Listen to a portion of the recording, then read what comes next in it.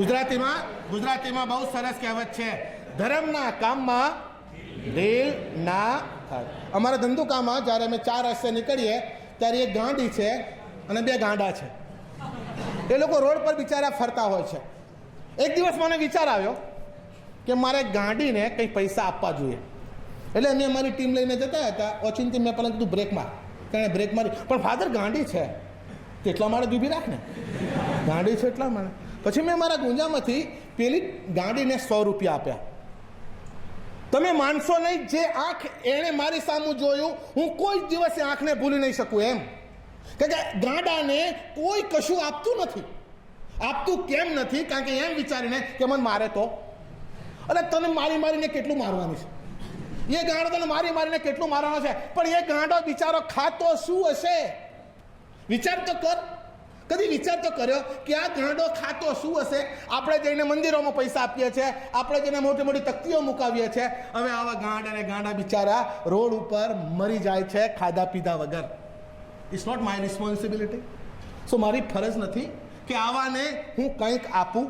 આ માણસ ફ્રાન્સિસ પોતાનું આખું જીવન બીજાના માટે સમર્પિત દે છે. પોતે રાજવી છે, પોતે સારા કુળનો છે. પણ યાદ રાખજો, જ્યાં સુધી આવી ભાવનાઓ ધારણ ના થાય ત્યાં સુધી આપણે નીચી લેવલની અંદર જીવન જીવીએ છીએ. સરગમ થાકી ગયા? સાસા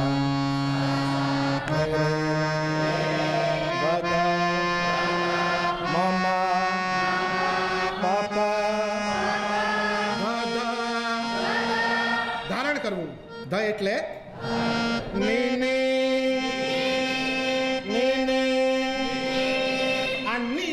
નિરીક્ષણ. ની એટલે શું? ફરી બોલો. યુવાનો માટે બહુ અગત્યનું છે નિરીક્ષણ. બહુ અગત્યનું છે. જુઓ શું થઈ રહ્યું છે, જુઓ તમને શું થઈ રહ્યું છે. એક જણો ઇન્ટરવ્યૂ આપવા માટે ગયો. ફાધરે પૂછ્યું ક્યાંથી આવ્યો? તો કે આણંદથી. કઈ સ્કૂલમાં ભણેલો? Saint Xavier's Anand. ફાધર કે છે બાકી કહેવાય ઝેવિયરનું નામ. College saint Xavier's Ahmedabad.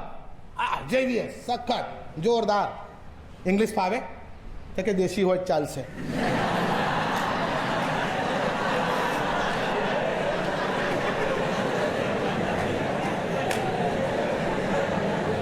કેવું સમજી ગયા? ઇંગ્લિશ ફાવે, પેલો કે દેશી હોય તોય ચાલે એવું. એટલે કે એની ઓરિજિનાલિટી ખરી ને એ પ્રગટ થઈ ગઈ કે આ દારૂડિયો આવ્યો છે ઇન્ટરવ્યુ આપવામાં. દારૂડિયો આવ્યો છે.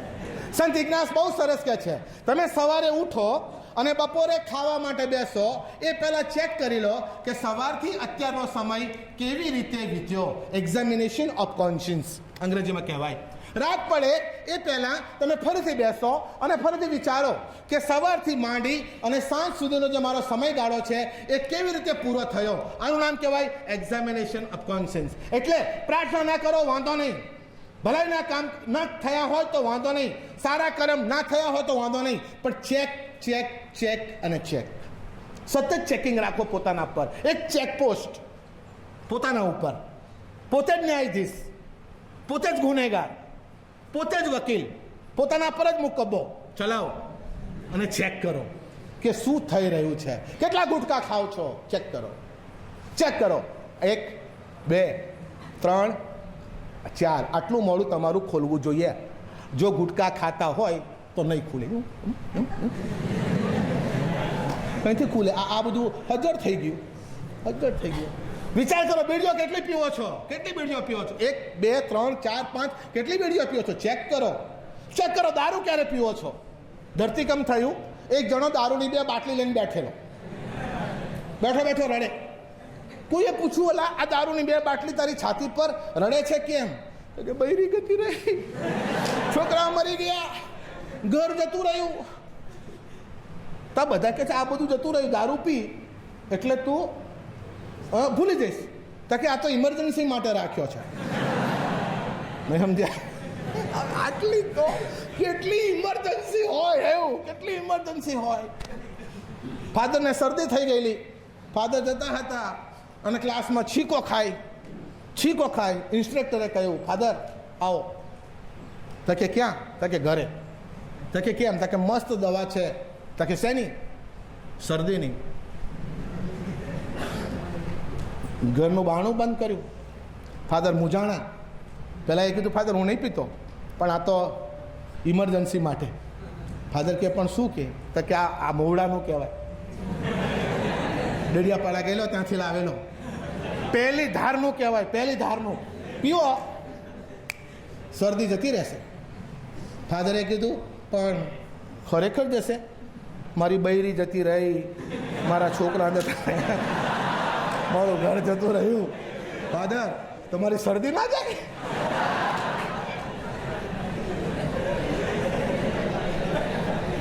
જતી રહેશે. નિરીક્ષણ કરો, એમ નિરીક્ષણ કરો. હું નથી કહેતો કે તમે સુધરી જાઓ, ના, પણ સતત નિરીક્ષણ કરો. કોને તમે દુઃખી કર્યા છે? પેલી છોકરીને બિચારીને, પેલી 9મા વાળી હતી એને તું મોટો આટલો ઢાંઢા જેવો થઈ ગયો અને એને છોકરીને ફસાવી દીધી ને. એ 9મા ધોરણની છોકરી હતી અને તે એને જાણી જોઈને પ્રેમમાં ફસાવી દીધી ને. કલાપી બહુ સરસ કહે છે, તે પંખીની ઉપર પથ્થરો ફેંકતા ફેંકી દીધો, લાગ્યો તેને અરર પડી ફાળ હૈયા મહી. તો આ સેન્સિટિવિટી હોવી જોઈએ આપણામાં. તમે યુવાનો છો, તમે કોઈને દગો દઈ દીધો, એને તમે પ્રેમમાં ફસાવી દીધી, એ અત્યારે બિચારી મૂંઝવણમાં છે, તે વખતે તમને કાંઈ થતું નથી? નિરીક્ષણ કરો. અરે રાટી થાવ. મેં પાડ્યું તે તરફડી મારે હસ્ત મારા જથિયા, લાગ્યા ગાને વિસરી શકવા કાંઈ સામર્થ્ય ના છે. મારી જોડે ફરતી હતી, મેં એને પટાવી, મારી જોડે ફરી, કંઈ વાંધો નહીં, અને અત્યારે મેં એને છોડી દીધી. મેં છોડી દીધી. કેમ? બીજી આવી.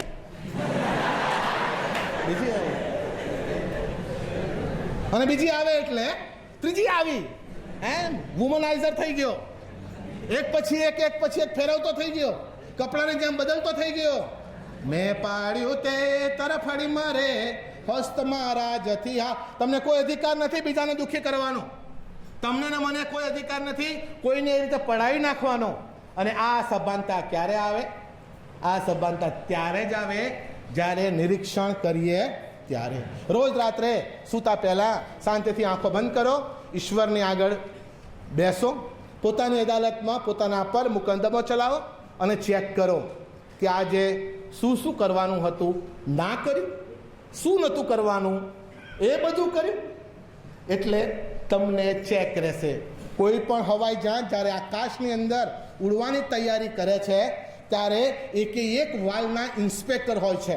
હું મુંબઈમાં અમુક છોકરાને ઓળખું છું, જે લોકો જે ગ્રાઉન્ડ સ્ટાફ કહેવાય એના માણસો છે, અને માનો કે એક વાલ્વ છે પેલા પેટ્રોલનો, પહેલો ચેક કરે બરાબર ફિટ છે, પછી સહી કરે. એ જ વાલ્વ જેવા બીજો આવે, ફરીથી ચેક કરે, બીજો સહી કરે, ત્રીજો સહી કરે, 25 જણા સહી કરે. ત્યાર પછી જે જેમ્બો છે એ 500 માણસને લઈને 5000 કિલોમીટર સુધી સતત જઈ શકે. ખબર છે? Pure checking.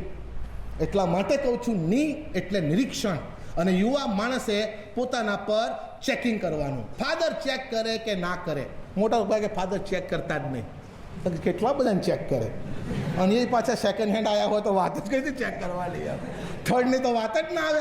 એટલે અને બિચારા ઇન્સ્ટ્રક્ટરો પણ કેટલું ચેક કરે. એમ હું મારા છોકરાને દર વખતે કહું છું, લા બુડા મારા લીધે શું કરવા અભ્યાસ કરે છે? તારા બાપના લીધે કર, તારી બાના લીધે અભ્યાસ કર, મારા લીધે શું કરવા કરે છે? કારણ કે અમારા છોકરાઓ શું બાય ચાન્સ હું એ બાજુથી નીકળ્યો, ફાધર આયા તરત જણાવી દે એમ. એટલે પેલા લુચ્ચા હોય ને,